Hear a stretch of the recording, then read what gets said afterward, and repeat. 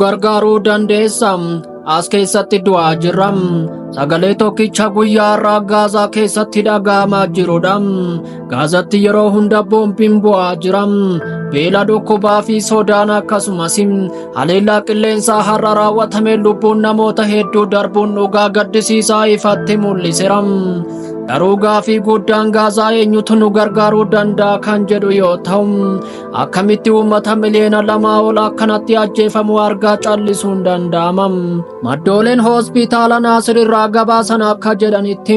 haleellaa Israa'el kahaan Yuunis fi naannoo kibba Gaazaa irratti raawwatteen bakkeewwan 9 irratti xiyyeeffachuun namoota hedduu reeffa godheeram lubbuun namaa akka malee salphatteem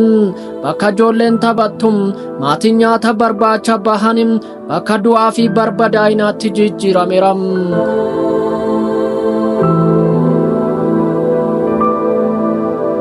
As keessatti du'aa jirra nu gargaaruu dandeessam jecha namaa himan jedhamu irraa torban darbee dhufee ture har'a dhugaa ta'eeram maatiin isaa har'a eessa akka jiran hin beekamu qabeenyi isaanii maatiin isaanii jireenyi isaanii ijoolleen isaanii tokko tokkoon buqqaaniiru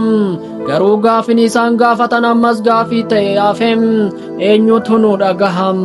garuu maaliif callisni akkana uumame maaliif jennaan araboonni garboomfamaniiru waggaa waggaan yeroo Gaazaa irratti haleellaan raawwatamu mootummoonni arabaa ibsa baasu garuu yeroo gargaarsi barbaachisu ni callisu gariin isaanii qunnamtii diinagdee Israa'el waliin qabaachuu filatu gariin ammoo wanta nageenya jedhamu filachuun harka ofii dhiqachuu filataniiru eenyu lammiin Paalestiiniif dhaabbate jenne yaa gaafannu araboonni carraa hedduu qaban turanim carraa uummata isaanii foon isaanii dhiiga isaanii owwaachuu danda'aniif dhaabbachuu danda'u turanim garuu har'a yeroo boombiin ijoollee balleessu yeroo haati ijoollee reeffa of harkatti qabdee iyyitu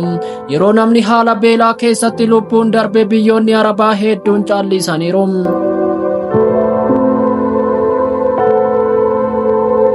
Arabni maqaa qofatti hafeem garaaf goota malee uummata Gaazaa cinaa dhaabbachuuf onneen hin jiru jechuun jiraatan magaalaa Gaazaa keessaa barreeffama isaa keessatti barreesse ulaan galaanaa cuufamee jira gargaarsi hin seenu Israa'el karaa hundaan danquu itti fuftee jirti dhaabbileen gargaarsaa akka UNICEF WHO fi IRC akka yaaddoo qaban ibsaa jiru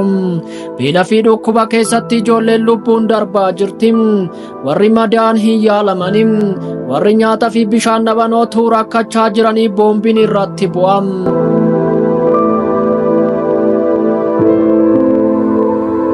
haleellaa har'a gaggeeffame lakkoofsi ajjeefamtoota 94dha jedhame garuu lakkoofsi sun fageenya dhugaa irraa muraasa qofa agarsiisa hedduun reeffa isaanii jala deemaa jiru garaa fi maqaa malee addunyaa kana irratti badanii jiru callisuu arabaa fi dhaamsa du'aa akka maddeen BBC ibsanitti mootummoonni arabaa yeroo mara dippiloomaasii fi tasgabbiin yaaduuf jedhu garuu yeroo ijoolleen boombii keessa taphattuu fi haadholiin gargaarsa eeggachaa gara du'aatti darban tasgabbii eenyutu fiduu danda'a namni tokko akkas jedhee barreesse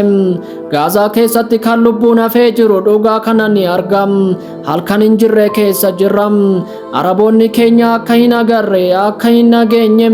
akka hin beekne ta'aa jiru Israa'el ammoo nu balleessaa jirti jedhe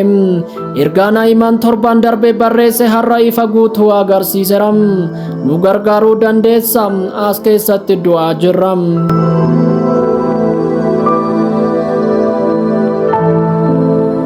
nu gargaaruu dandeessa as keessatti du'aa jirra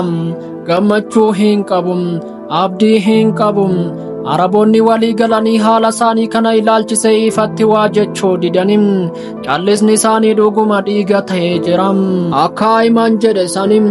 uummanni Gaazaa irra wanti dhaga'uu barbaadu sagalee du'aa kana dhaga'uuf addunyaan bakka hundaa socho'uu qabdi araboonni gaafii eenyuun nu dhagaa jedhuuf deebii ta'uu qabu amma Gaazaa keessatti wanti dhaga'amu sagalee tokko qofa nu gargaaruu dandeessa as keessatti du'aa jirra Araboonni keenya akka eenyummaa keenya dhorkanim, akka lubbuu keenya dagatanitti callisanim, du'a keenya callisanim, Waaqayyoon malee kana booda maaltu nu hafe jedhe uummanni Gaazaa. Caamsaa 15 bara 2025.